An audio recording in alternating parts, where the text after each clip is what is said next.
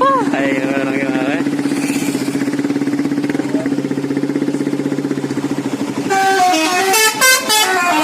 Araya. Wala na vlog mo.